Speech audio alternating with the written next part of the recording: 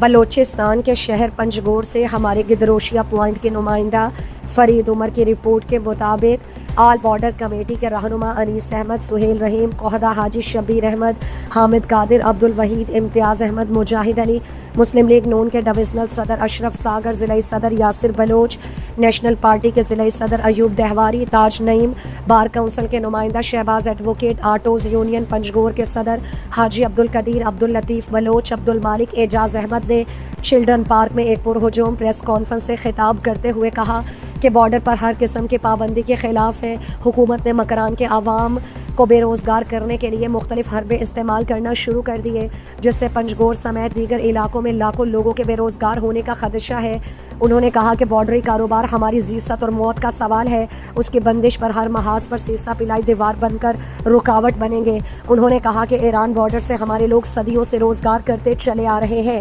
لیکن جب سے موجودہ حکومت برسر اقتدار آئی ہے، عوام کے اس روزگار کو بند کرنے کے لیے روز ایک نئی سازش رچائی جاتی ہے۔ انہوں نے کہا کہ پہلے لوگوں کے روزگار پر قدغن لگانے کے لیے کراسنگ پوائنٹ کا قیام، بعد میں اس روزگار کو ٹوکن اور اسٹیکر پر منتقل کیا گیا۔ اس کا مقصد عوام کو معاشی طور پر مزید بدحالی کی طرف دھکیلنا تھا۔ انہوں نے کہا کہ اس کے باوجود عوام نے ان پابندیوں کو بادل نخواستہ قبول کیا اور ان کے ٹرف مہینے کے بجائے 90 دنوں میں چلے گئے۔